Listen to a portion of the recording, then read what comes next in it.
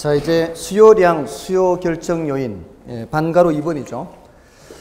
자, 이 수요량 및 수요 결정, 수요량은 이제 수요의 크기를 수량으로 나타내는 건데요. 수요 결정 요인은 굉장히 많습니다. 근데 이제 뭐는 꼭 기억해야 되는가 하면은 이제 거기 있는 내용들 중에 당해 재화의 가격하고요, 소득, 관련재 가격, 기호보다는 그 밑에 소비자 예상, 요건 이제 꼭 기억을 해야 됩니다. 거기에다가 이제 추가 하나만 더 하자면은 우리 부동산에서는 이자율도 수요 결정 요인입니다. 그 이자율 하나 더 써놓으세요. 이자율 써놓으십시오. 수요 결정 요인에 이자율도 써놓으시라고요. 여기 수요 결정 요인에 미음의 소비자 예상으로 돼 있잖아요. 지금 어디 하고 있는지 아시죠? 31페이지 반가로 2번 수요량 및 수요 결정 요인이에요. 아까 그 마지막으로 마쳤던 다음 항목이죠. 그거를 기억하시라고요. 그러니까 수요량 하면은 수요의 크기를 수량으로 나타낸 것이고, 수요 결정 요인은 뭐라고요? 수요 결정 요인은 이 수요량에 영향을 미치는 요인인데, 그 재화의 가격이죠. 가격은. 그다음에 뭐도 있고요. 소득도 있고요. 또 뭐도 있고요. 관련재 가격도 있고요. 소비자 예상도 있고요. 이건 무슨 예상이에요? 가격 상승 또는 하락에 대한 예상이에요. 가격 예상이에요. 가격 예상. 소비자의 가격에 대한 예상이에요. 가격. 그러니까 가격이 올라갈 건가 내려갈 건가 거기에 대한 예상이에요. 그리고 우리 부동산에서는 이자율도 수요 결정 요인이라는 거예요. 여러분들 대부분은 이자율이라는 것은 공급 결정 요인입니다. 기업들, 업체들에서 따지는 게 이자율이거든요. 왜냐하면은 그 기업들이라는 데는 대부분 돈을 빌려서 사업을 해야 됩니다. 그렇기 때문에 이자율이 하락하거나 하면은 돈 빌리기가 더 쉽기 때문에 공급을 더 늘릴 수도 있고 이렇게 돼요. 공급에도 들어갑니까? 공급에도 들어가죠. 그래서 얘는 원래는 공급에만 들어가는, 원래는 공급에만 들어가는데 우리 부동산에서는 어디에도 들어오는 거예요? 수요 결정 요인에도 들어오는 거예요. 그렇잖아요. 한번 생각해 보세요. 이자율이 하락하면은 담보대출 받기가 쉽잖아요. 근데 그런 그 고가성 재화의 경우에는 이자율이 그렇게 들어가요.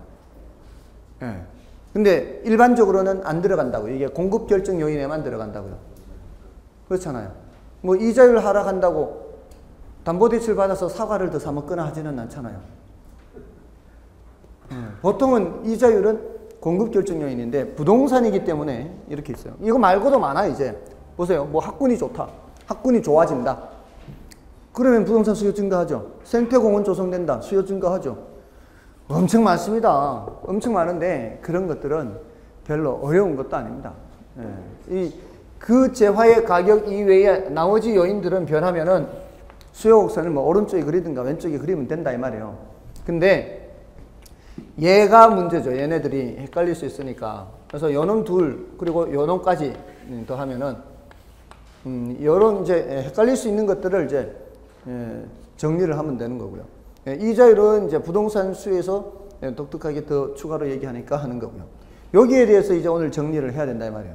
그러니까 수요량 변화, 수요 변화. 맨 왼쪽에 여기 적어 놨던 거 있죠? 이거. 그 수요량 변화, 수요 변화 지금 하려고 하는 거예요. 그러니까 수요량 변화는 뭐가 변하는 거고요? 그 재화의 가격이 변하는 거죠. 수요 변화는 그 재화의 가격 외의 요인이 변하는 거죠. 그 재화 가격 변하는 거예요. 그 재화 가격. 그러면 이제 얘는 수요 변화, 얘네들이죠. 얘네들. 그 재화 가격 외의 변화죠. 그 재화 가격 외의 변화.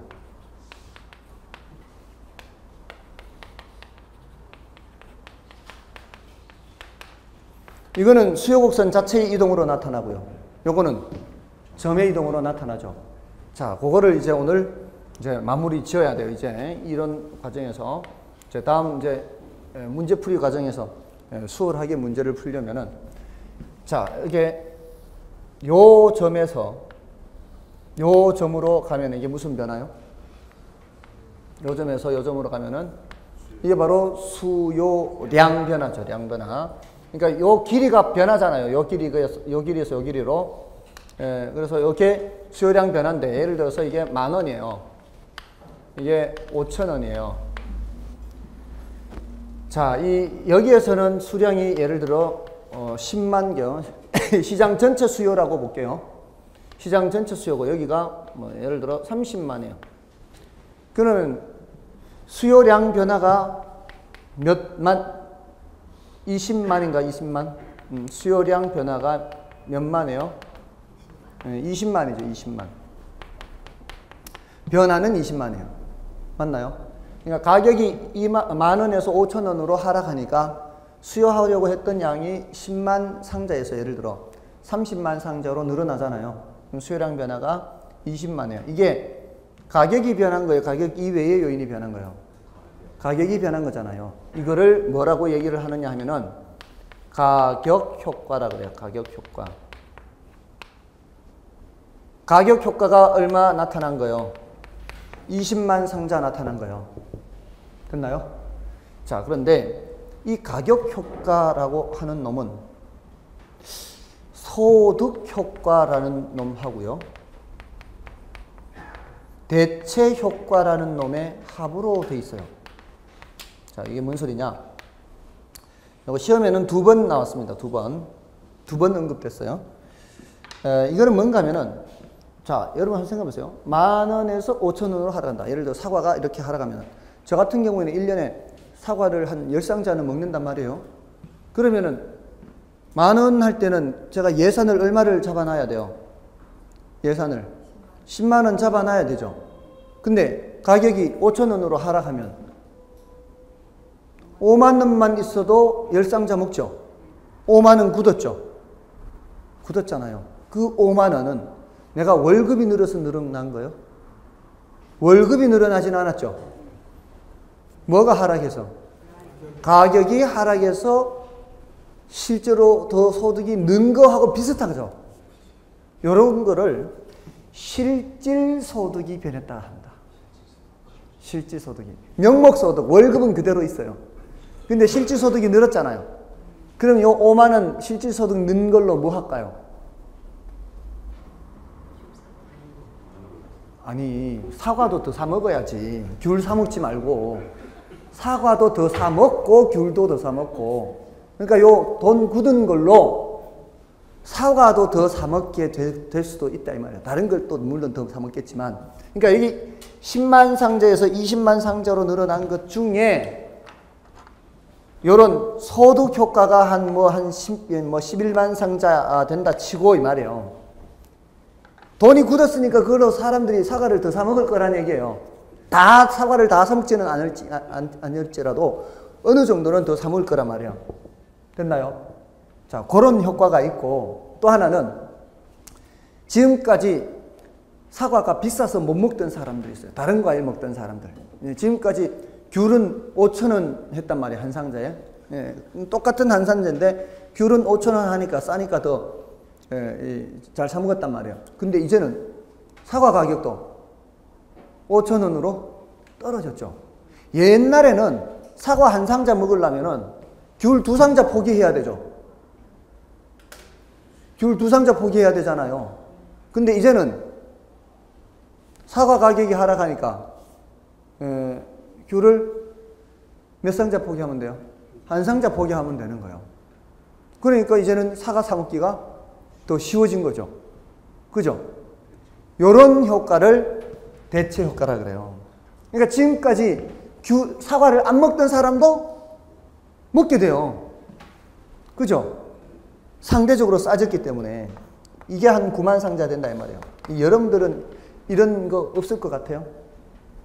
여러분도 분명히 있을 거예요.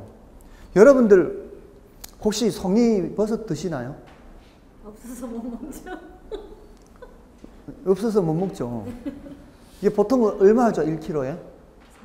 40만. 그 정도 하죠. 40만 원 해요. 평소에. 1kg에 40만 원이면 엄청난 거죠. 네. 근데 그게요. 제 고향에는 이게 그 산지 근처라서 어떤 걸 구하기가 쉬운가 하면은 손질할 때 이렇게 부러진 거 있죠. 잘못 손질하면 이게 부러지잖아요. 그러면은 그런 거를 싸게 팔아요. 그리고 더군다나 풍년일 때, 성의가 풍년일 때 그런 거는 한 3만 원 이렇게 하면 사요. 풍년일 때는. 그러니까 상품이 한 킬로당 10만 원 이렇게 떨어질 때 그런 거 부러진 거 이런 거는 3, 4만 원이면은 1kg를 사거든요. 집에서 먹는 거는 전혀 관계 없잖아요. 그 3, 4만 원이라 해도 비싸요, 사실은. 예, 원래 버섯은 1표고라 그러죠. 강승구 선생님이 가르쳐 줬는데. 1표고고 뭐 2가 능인지 뭔지 가르쳐 줬는데. 예, 근데 표고버섯이 제일 상품이 얼마 하는지 아십니까? 2만 원 정도는 해요. 제일 상품이. 제일 상품이 2만 원이면 사는데 1kg에. 아니 그거 예, 송이는 하품이 4만 원, 4만 원.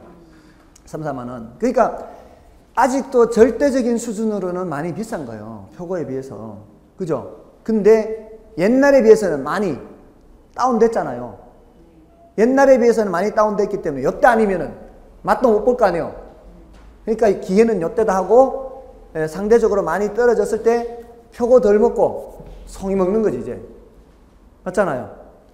대체 효과는 사실은 사실은요.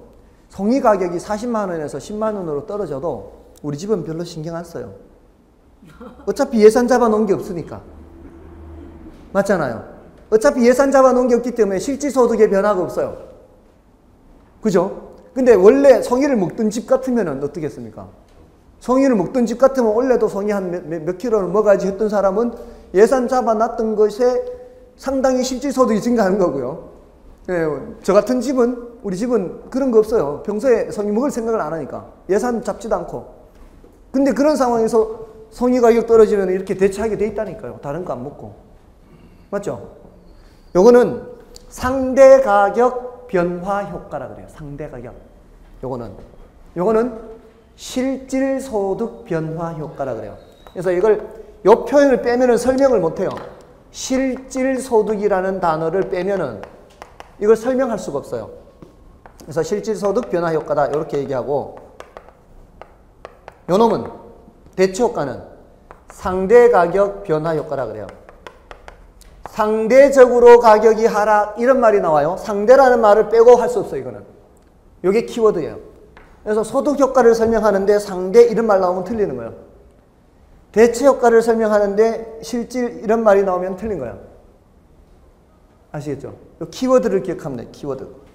실질 소득 변화 효과, 상대 가격 변화 효과. 자, 이거하고 헷갈리면 안 돼요. 관련제 가격 변화에서 대체제 가격이 상승하거나 하락할 때 이런 말 나오죠. 이거하고 대체 효과는 헷갈리면 안 돼요. 대체 효과는 지금 뭐 얘기하고 있는 거예요, 지금? 지금 이거 얘기하고 있습니다, 지금. 아직 이거 얘기하고 있는 거예요. 수요량 변화. 가격 변화에서 나타내는 거예요, 지금. 여기 20만 상자 늘어난 것 중에 11만 상자는 소득 효과, 9만 상자는 대체 효과. 지금 수요량 변화를 쪼개서 얘기하는 거죠. 됐죠? 됐습니까? 지금 수요량 변화를 설명하고 있는 거예요. 지금 아직 수요 변화 들어가지 않았습니다. 이 대체제 가격 변화, 보완제 가격 변화는 여기서 하는 얘기예요. 자, 이렇게 해서 수요량 변화를 얘기를 할 수 있습니다. 가격 효과는 뭐의 합으로 되어 있다? 가격 효과는 소득 효과와 대체 효과의 합으로 되어 있다. 됐나요? 자, 이게 수요량 변화 내용이고요. 자, 이제 수요 변화를 설명드리면 수요 변화는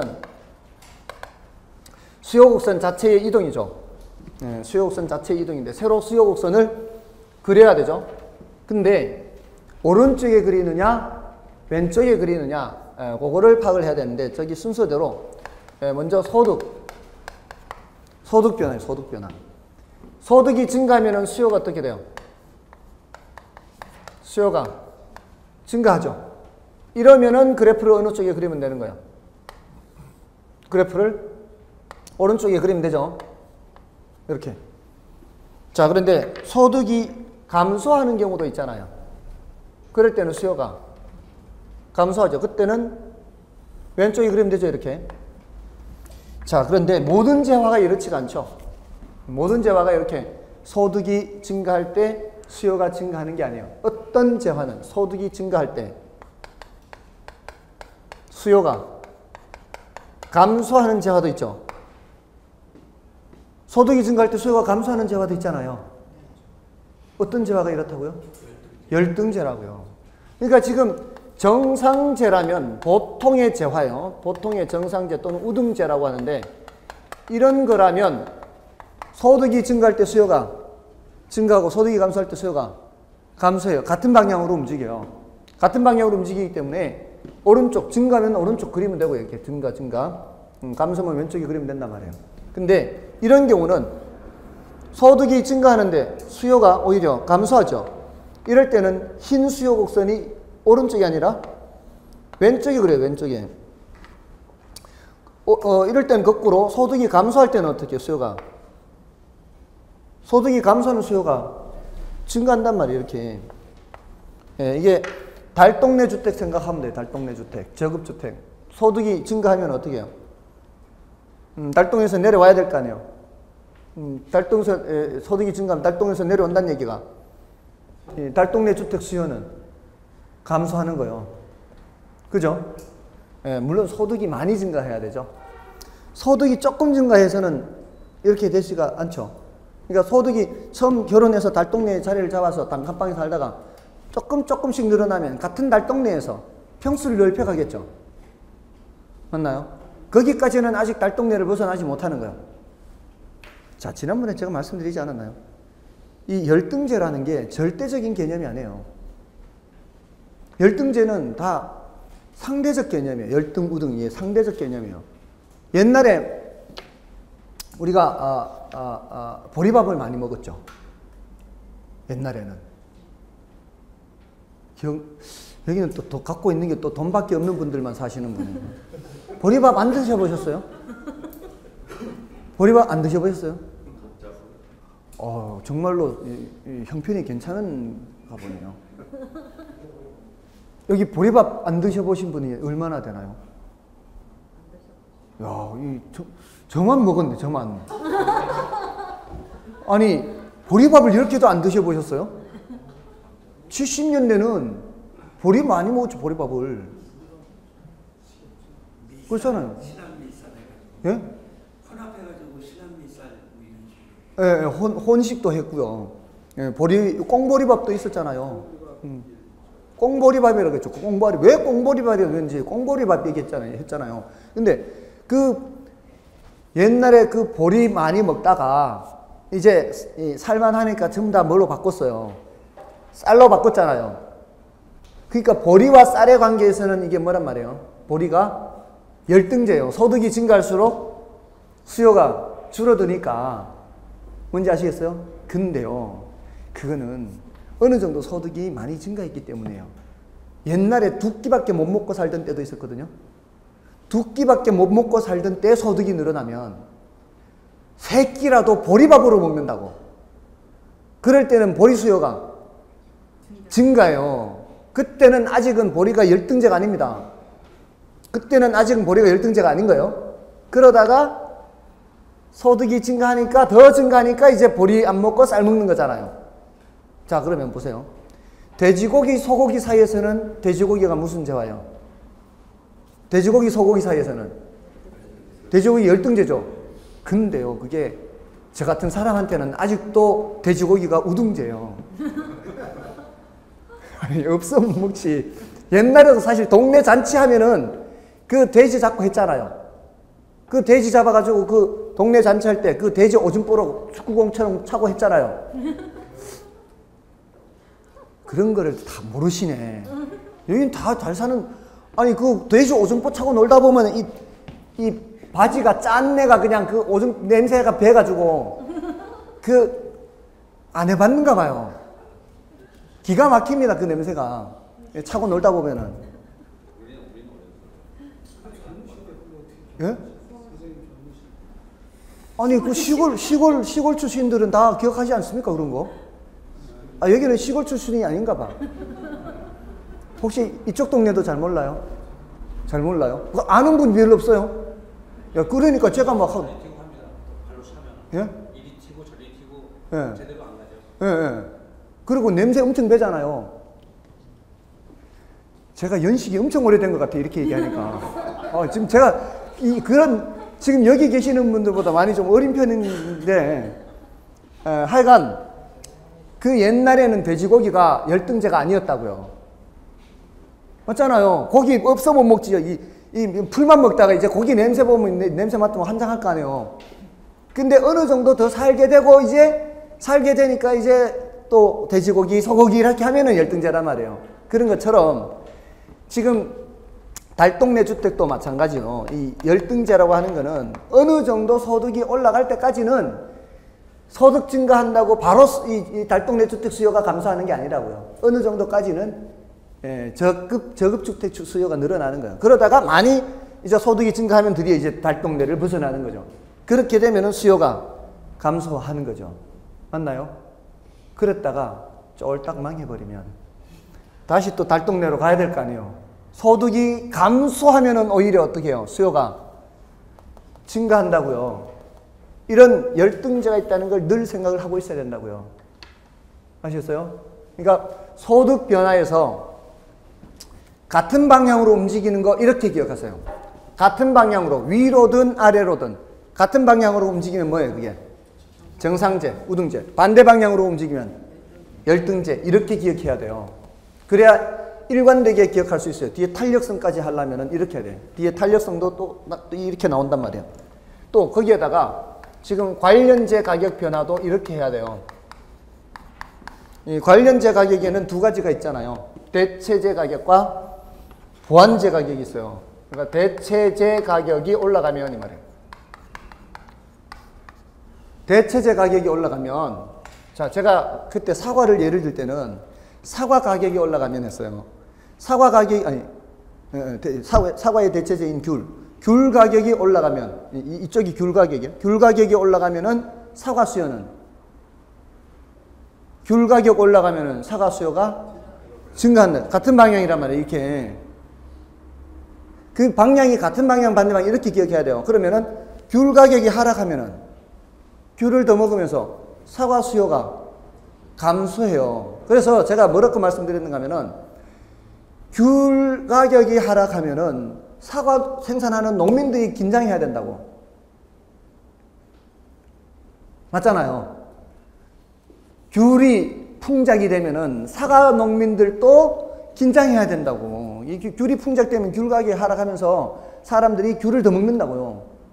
그러면서 수요를 줄인단 말이에요. 됐죠?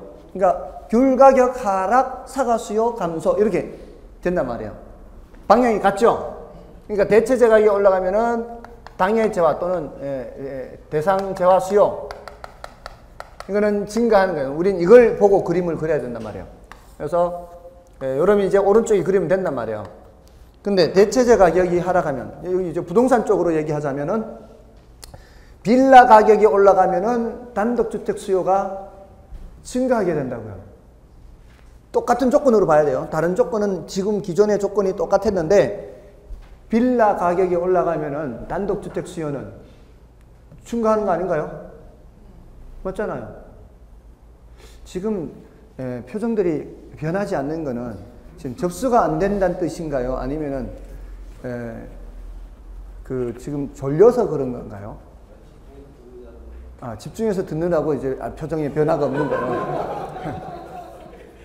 보통 사람들이 이렇게 얘기를 하면은 이렇게 접수가 되고 하면은 뭐 고개라도 끄덕이고 이런 표정 변화가 있잖아요. 미묘한 이 변화가. 근데 그런 미묘한 변화가 없이 그냥 무념무상으로 지금 도 닦듯이 이렇게 가만히 쳐다만 보고 있으면 이게 접수가 됐다는 뜻이 아니라 이게 지금 뭐가 안 되고 있다는 뜻이잖아, 그게. 그죠? 귤 가격 올라가는데 사과 수요 증가하고 또는 빌라 가격 올라가면 다른 조건은 똑같다고 봐요. 빌라 가격이 더 비싸지면 이 말이에요. 빌라 가격이 더 비싸지면 빌라를 손을 못 대고 단독주택으로 가거나 이렇게 해야 될 거 아니에요. 맞죠? 그거예요, 그거. 그럼 빌라 가격 내려가면은 다른 조건이 똑같은데 빌라 가격이 내려가면은 이제 어떻게 빌라를 더 찾는 바람에 단독주택 수요도 줄어들게 돼 있다. 방향이 같단 말이에요. 그러면 이렇게 왼쪽에 그리면 된단 말이에요. 그러니까 얘하고 유사하단 말이에요. 소득 변화에서 같은 변화로 움직이는 거는 정상제고, 관련제 가격 변화에서 같은 방향으로 움직이는 것은 대체제란 말이에요. 대체제 가격 변화하고. 됐나요? 그러면은 여기 보완제는 어떻겠습니까? 보완제 가격이 올라가면 이 말이에요. 그러면 대상자 수요는 감소 이렇게. 이게 보완제 어떤 게 있어? 보완제. 우리 부동산 쪽에서는 보완제를 찾기가 쉽지 않아요. 어렵습니다. 예? 커피나 크림 뭐 이런 걸로 해야 돼요. 그런 거밖에 없으니까. 예를 뭐 커피나 설탕 이런 거죠. 커피 가격이 올라가면 이 말이에요. 커피 수요가 줄어들 거 아니에요. 커피 가격이 올라가니까. 커피 수요가 줄어들면서 설탕 수요도 줄어들거든요. 이게 설탕 수요를 보는 거예요. 근데 그렇게 해도 되고요. 이거를 하나를 확실하게 알고 있으면 얘는 그 효과가 상반되게 나타나는 걸 예측할 수 있잖아요. 그렇잖아요. 우리가 꼭 두 개를 다 해야만 아는 게 아니라 이거 하나만 해도 아 이건 반대로 되겠구나 이렇게 할 거 아니에요. 그렇지 않나요? 그래도 우리가 사람이잖아요. 이렇게 어떤 논리를 따진다면은 구멍이 이렇게 관이 두 개가 있는데 예를 들어서 이쪽으로 와서 합쳐져요. 이렇게 관이 두 개가 여기서 물이 나와요. 물이. 근데 위에서 이쪽에서 집어넣는지 이쪽에서 집어넣는지 둘 중에 하나일 거 아니에요. 근데 위에 보니까 여기에는 물 흐르는 흔적이 없어요. 그럼 어디서 넣겠어요? 이거 안 봐도. 아, 이쪽으로 해서 왔겠구나. 이렇게 할 수 있잖아요. 그런 거하고 똑같은 거지. 예, 우리가 그래도 사람인데, 이게 같은 방향으로 움직이면 얘는 반대 방향으로 움직인다가 이렇게. 보완제 가격이 올라가면은 대상자 수요는 감소한다. 이렇게. 그래서, 그림을 그릴 때는 보완제 가격이 올라갔는데 수요곡선 이제 왼쪽이 그린 거예요. 이제 왼쪽에. 얘하고 비슷하단 말이에요. 얘하고. 그래서 같이 기억하라고요. 함께. 예, 이게 보완제 가격이 내려가면은 이거는 올라가겠죠. 예, 오른쪽에. 그래서 소득 변화에서 같은 변화 방향을 보이는 거는 뭐고? 정상제. 관련제 가격 변화에서 같은 변화 방향을 보이는 거는 대체제. 그러니까 정상제, 대체제를 같이 기억해야 되는 거예요. 그리고 여기서는 소득에서는 반대 방향 움직이는 게 열등제, 이쪽은 보완제. 이렇게 해야 뒤에 탄력성 가서 또 그렇게 알 수 있단 말이에요. 되셨죠? 자, 다음에 여기에서 이제 좀 더 난이도가 높은 게 하나가 있어요. 난이도가 높다 해도 뭐 사실 조금만 더 하는 거예요. 대체제 수요가 증가하면 이 말이에요. 대체제 수요가 증가하면 어떻게 될까요? 이게 가격이 아니에요. 대체제 수요가 대체 가능한 두 개 있어요. 지난번에 대체 원칙 했잖아요. 지난주에. 대체 가능한 두 개가 있는데 이쪽 수요가 증가하면 이쪽 수요는 줄어들 거 아니에요. 대체 원칙에서 대체 가능한 두 개 중에서 하나를 선택한다는 얘기는 다른 거를 선택 안 한다는 얘기 아니에요. 그러니까 대체제 수요가 증가한다는 얘기는 대상자 수요는 감소하는 거예요. 감소. 자, 그러니까 여기가 가격인지 수요인지를 잘 봐야 되죠. 우리는 뭐를 외우고 있는 거예요? 외우고 있는 거 같은 방향이다 외우고 있는 거는 가격으로 외우고 있는 거예요. 아시겠죠? 지금 그래서 여기도 뭐라고 해놓은 거예요, 지금? 관련제 가격이라고 해놓고 있죠. 관련제 가격 변화가 대상자 수요에 영향을 미치는 수요량에. 아시겠어요? 우리가 외우고 있는 거는 가격으로 외우고 있는 거야. 같은 방향이면 대체제, 반대 방향이면 보완제는 그 대체제 가격, 보완제 가격으로 외우고 있는 거예요. 근데 수요가 나오면은 한번 방향을 반대로 돌려줘야 된다 이 말이에요. 됐죠? 예, 그것만 조심하면 돼요. 그것만 조심하면은 여기 틀릴 게 없어요. 아시겠죠? 예, 마찬가지 보완제의 경우도 나오면 어떻게 해요? 보완제 수요가 증가하면은 대상자 수요는 증가한다. 이렇게 되는 거죠. 아시겠죠? 됐나요? 자, 다음에 이제 관련자 가격 다음에 소비자 예상이에요. 소비자가 가격 상승할 건가 하락할 건가? 소비자가 가격 상승을 예상합니다. 어떤 행동을 할까요? 소비자가 가격 상승을 예상하면은 여러분들이 앞으로 가격이 오를 거라고 예상하면은 사재기 해야 되죠. 수요를 증가시킵니다. 이거는 수요곡선 자체 이동이에요? 아니면 수요곡선 상의 점의 이동이에요?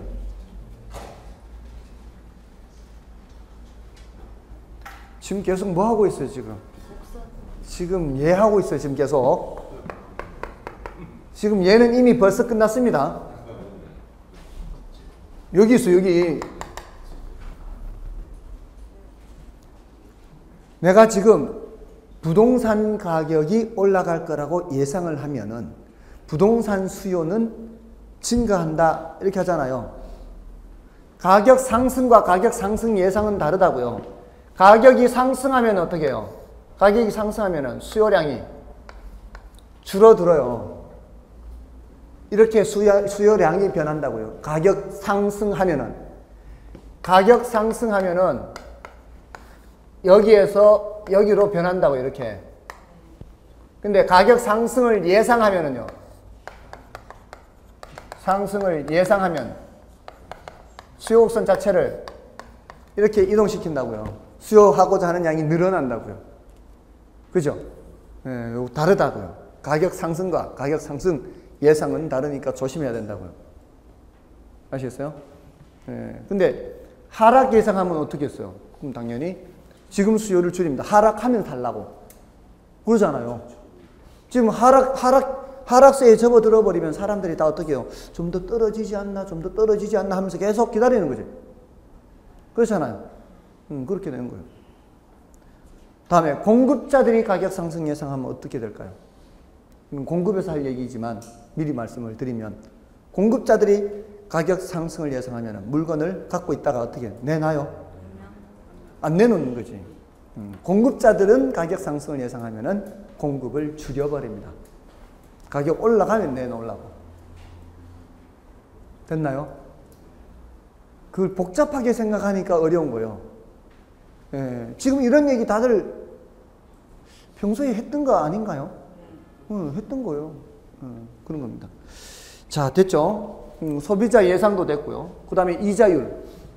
부동산 쪽에서는 이자율이 올라가면은 수요가 어떻게 돼요? 수요가 감소하죠? 예, 이자율이 하락하면은 수요가 증가하고. 그러면 오른쪽에 그리면 돼요. 다른 거는 이제 별로 어렵지는 않아요. 됐죠? 자, 이게 이제 됐으면은 여기서 틀릴 일이 없는 거예요. 이거 됐으면. 그러면은 공급량 변화, 공급 변화도 쉬워요. 자, 그 좀 교재를 좀 체크해보고 넘어가겠습니다. 31쪽에 반가로 3번에 일단 부동산 수요 발생 요인과 제약 요인이 있죠. 그 발생 요인이라고 하는 거는 뭔가 하면은 31쪽에 수요하고자 하는 양을 증가시키는 요인이에요. 그 중에서 공공시설의 용지 확보 등 마지막 항목 있죠. 그걸 좀 조심하시고요. 공공시설의 용지 확보는 누가 하는 거예요? 국가가 하죠. 정부가. 그러니까 그거는 정부 수요 증가가 되는 거예요. 정부가 수요를 증가시키는 요인이 되는 겁니다. 그 다음에 밑에 수요 제약 요인에서는 유사부동산 과잉 공급을 주의하세요. 유사부동산 과잉 공급. 비슷한 부동산이 너무 많이 공급됐다는 거예요. 그렇게 되면은 대상 부동산에 대한 수요가 줄어든다는 얘기예요. 비슷한 다른 부동산이 많으니까. 됐죠? 자, 넘어가시고요. 자, 수요 곡선 및 그 특징이죠. 자, 수요 곡선 및 그 특징에서 수요 곡선은 다른 조건이 일정한 경우 뭐하고 뭐 관계를 그래프로 나타냈어요? 가격과 여기 가격이죠. 수량이죠. 가격과 수량 관계를 그래프로 나타냈죠. 그 형태는 무슨 형태요? 우하향 형태고요. 다음에 이걸 수학적 표현으로 감소함수 그래. 감소함수. 요거는 반비례한다 이런 뜻이에요. 그러니까 가격이 올라가면은 수요량이 내려오고요. 가격이 내려가면 수요량은 증가하죠. 이걸 이제 이렇게 표현을 하는 거예요. 다음에 이걸 수요 법칙이라고 하고요. 수요 법칙. 이 세 가지 표현이 표현은 다 다르지만 뜻은 다 같은 거죠. 가격이 올라가면은 수요량이 내려가고, 가격이 내려가면은 수요량이 증가하고, 이걸 나타내는 겁니다. 자, 그럼 됐고요. 별로 할 거 없고. 자, 밑에 이제 내려가시면은 수요량의 변화와, 그 밑에 시장 수요 곡선 보세요. 자, 시장 수요 곡선은 계산 문제 어제 했죠? 시장 수요 곡선 푸는 거 어떻게 한다 그랬어요? 몇 배인가 이런 식으로 나오면 그 빨리 QD를 찾아서 QD 있는 자리를 찾아서 QM으로 바꾸고, 그리고 나누기 몇 배 뭐고 하라 그랬죠? 그렇게 하면 되고요. 그리고 이 시장 수요 곡선을 구할 때 각각의 개별 수요 곡선을 어떤 방향으로 합해요? 수평 방향으로 합하잖아요. 맞나요? 이렇게 하잖아요. 여기서 A라는 사람이 수요하고자 하는 양과 B라는 사람이 수요하고자 하는 양을 수평 방향으로 요 길이 재서 여기 오고, 요 길이 재서 여기 오고 이어 붙이는 거죠. 그리고 요 사람이 수요하고자 하는 양 여기 재서 오고, 요 사람이 수요하고자 하는 양 재서 오면은 이렇게 된다 그랬죠. 그래서 이렇게 연결하면 이게 뭐예요? 이게 시장 수요 곡선이라 그랬죠. 자, 그런데 이렇게 수평 방향으로 더 하려면은 이 사람이 사려고 하는 그 물건하고 이 사람이 사려고 하는 물건이 같은 물건이라야 되죠. 다른 물건이면 안 되잖아요. 같은 물건이라야 되잖아요. 근데 보세요. 아까 1000만 채 했죠. 1000만 채. 1300만 채. 얘네들이 다 똑같은 집인가요? 어떤 거는 12평짜리 집도 있고요. 어떤 거는 100평짜리 집도 있어요. 그럼 그냥 이걸 더하면 이게 말이 안 되잖아요. 그죠? 그래서 물리적으로는 동질적이에요? 이질적이에요? 이질적이죠. 그러니까 그냥 더하는 것은 좀 안 맞을 수 있거든요. 그래서 주택 서비스라는 개념이 나온 거예요. 앞에서 주택 서비스 하려다가 제가 안 하고 주택 수요 소요를 먼저 했잖아요. 이게 뭔가 하면은 10평짜리 집은 월 10만 원을 내고요. 30평짜리 집은 월 30만 원을 낸다면 지금 같은 한 채죠. 한 채죠. 그냥 더하면 두 채죠. 그냥 더하면 두 채잖아요. 근데 지금 이게 이 임대료가 다르다는 얘기는 이 집이 제공하는 주택 서비스 수준하고 이 집이 제공하는 주택 서비스 수준이 다르기 때문이죠. 맞나요? 이럴 때 주택 서비스라는 개념을 단위를 10만 원을 한 단위로 보자고요. 10만 원. 그러면 이 집에 사는 사람은 몇 단위를 소비하는 거예요? 한 단위를 소비하는 거예요. 이 집에 사는 사람은 세 단위를 소비하는 거예요. 이렇게 해서 더하면 된다는 거예요. 그러면 총 4단위가 되겠죠. 이러면은 더할 수 있어요. 이렇게.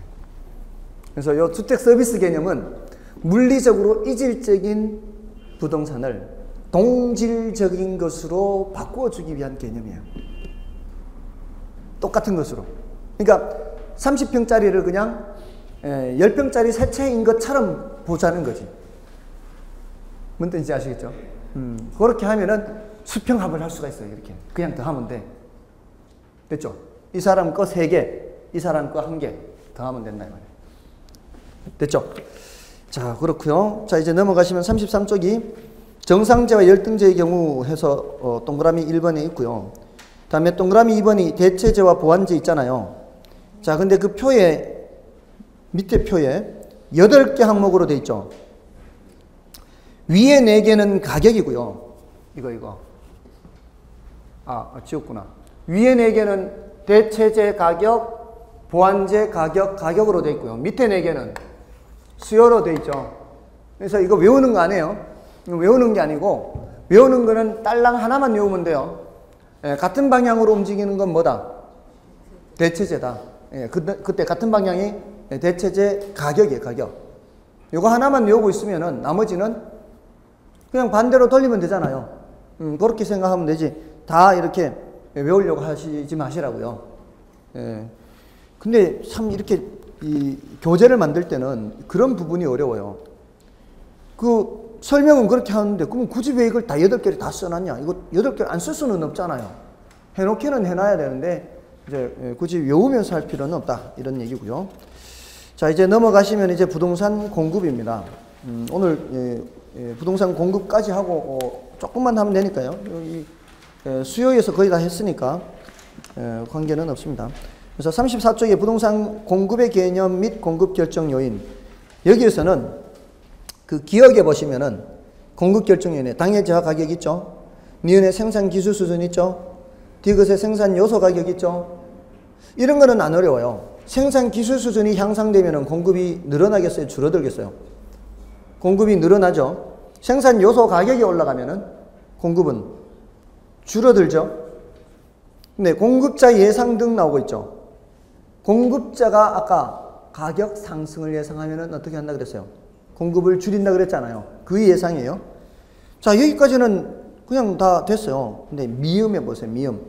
관련제 가격 변화가 있죠. 자, 이건 중요도가 낮은데 그래서 한 번만 말씀드린 거예요.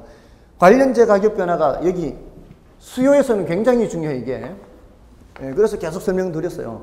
근데 공급에서는 관련제 가격 변화가 별로 중요하지 않습니다. 이게 이제 워낙 지금 다른 교재에서도 좀 다루기 때문에 어쩔 수 없이 설명하는 부분도 있긴 한데 원래 경제학에서는 공급에서 관련제 가격 변화는 별로 중요하지 않아요. 근데 이걸 또 더군다나 이 경제학의 내용을 옮겨 놓으면서 이걸 내용도 제대로 확인하지 않고 옮겨 놔가지고 막 엉망으로 옮겨 놓은 것도 있어요. 이게요, 수요 면에서의 대체제가 공급 면에서의 대체제하고는 다르거든요. 근데 어떤 교재는 같은 것으로 막 집어넣고 설명을 해요. 한번 생각해 보세요. 사과와 귤은 수요 면에서 대체제 맞죠? 근데 공급 면에서는 대체제가 아닙니다. 농민 입장에서는 사과 생산할까 귤 생산할까 이게 대체가 안 돼요. 기후가 안 맞는데. 그렇잖아요. 이게 별개예요, 별개 사실은. 그래서 문제에서 출제를 한다면은 꼭 뭐를 넣어주게 돼 있는가 하면은 생산면에서의 대체제 가격 이렇게 넣어줘야 돼요. 근데 그런 거 안 넣고 막 모의고사 문제 나온 게 있다고요. 그런 거는 다 이 무출제가 문제가 안 좋은 거예요. 그렇게 하면 안 되는 거예요. 수요 면에서의 대체제가 공급 면에서의 대체제라는 보장이 없어요. 그렇잖아요. 네. 그래서 지금 우리 이제 주택의 경우에는 그렇지 않을 수 있어요. 건축업자 입장에서 공급자 입장에서 생각해야 돼요. 건축업자 입장에서 생산면에서의 대체제 가격이 올라가면 생산면의 대체제 이게 뭐냐면은 빌라 가격이 올라가면 이 말이에요. 공급자 입장에서는 뭐를 더 생산하는 게 좋아요? 빌라 가격 올라가면 빌라 생산을 더 하는 게 좋겠죠. 그러면 그 대체제 공급이 증가합니다. 그죠? 빌라 공급이 증가한다고요. 그러면서 단독주택 수요는 단독주택 생산은 감소하겠죠. 단독주택 공급은 감소합니다. 이게 당해제와 공급이 감소하죠. 그러니까 여기는 생산면에서는 대체제 가격 변화와 그 대상제화 공급 변화 방향이 반대죠. 생산면에서는. 그러니까 혹시라도 문제에서 생산면에서 나오잖아요. 그럼 다시 한 번 더 방향을 반대로 돌리면 된단 말이에요. 그죠? 맞나요? 그러니까 우리가 꼭 기억해야 되는 건 뭐예요? 수요면에서 대체제 가격 변화와 당해제와 수요 변화 방향이 같다라는 거. 이걸 꼭 기억하고 있어야 돼요. 그래야 보완제 가격 나오면 방향을 반대로 돌리고 생산면에서 대체제 가격 나오면 방향을 반대로 돌리고 시험 문제 풀 때는 써놓고 풀면 돼요. 대체재 가격 변화 방향과 당해자 수요 변화 방향을 같은 것으로 써놓고 보완재 나오면 방향 반대로 돌리고 앞에 생산면 나오면 방향 반대로 돌리면 돼요. 생산면 안 나오면은 이 신청 까면 생산면이 안 나오면 아시겠어요? 됐나요? 그렇게 하시면 되겠습니다. 다음에 그 밑에 토지의 물리적 공급, 경제적 공급은 아까 말씀을 드렸죠. 물리적 공급은 수량을 증가시킬 수 없는 부증성이기 때문에 그렇게 수직인 거고요. 경제적 공급은 증가시킬 수 있으니까 우상향하게 되는 거고요. 다음에 넘어가시면 아까 토지의 경제적 공급을 저량 공급, 유량 공급 아까 말씀을 드렸죠. 다 끝난 겁니다. 그리고 공급량 변화와 공급 변화 이거 다 대칭적인 거예요. 이게 공급량 변화는 그 재화의 가격이 변하는 거고 같은 공급 곡선상에서 점이 변하는 거고 공급 변화는 그 재화의 가격 외의 요인이 변하는 거고 공급 곡선 자체가 이동하는 거죠. 됐나요? 여기서는 헷갈리는 거 없어요. 여기서는 저기 수요에서처럼 그렇게 헷갈리는 게 없고 다만 아까 생산면에서 대체재 이런 말이 나오면은 수요면에서의 대체재 변화 방향과는 반대로 생각을 하시면 되겠습니다. 가능성은 좀 낮은 편이에요. 자, 그렇게 하시고요. 부동산 수요 및 공급의 특징 이거는 별로 어려운 내용은 아니고요. 여러분들이 읽어보시면 되겠죠. 됐나요? 다만 그 부동산 공급에서는 그 36쪽에 부동산의 공급자에는 신규 생산자뿐만 아니라 기존 주택이나 건물의 소유자도 포함된다는 거. 뭐 이런 정도 생각하면 되겠죠. 됐죠? 균형 가격의 결정 및 균형점의 이동은 이건 이제 다음 주에 하도록 하겠습니다. 됐습니까? 여기까지고요. 요거 이제 공부를 했으니까 돌아가셔서 복습을 할 때는 이제 살짝 문제도 풀어 보십시오. 그 문제는 기본서 다들 갖고 계시잖아요. 그 기본서에 기출문제 10년치 다 나와 있다 그랬죠. 그걸 꼭 풀어 보십시오. 그 해설도 자세히 돼 있고 하니까 그걸 풀어 보시고 또 좀 지금 나가는 속도가 좀 벅차다 이런 생각이 드시는 분들은 다음 오실 때 3, 4월 달에 촬영한 이론 부분을 좀 더 듣고 오시기 바랍니다. 그러면은 훨씬 듣기가 수월할 겁니다. 됐죠? 애쓰셨고요. 다음 주에 뵙겠습니다. 감사합니다.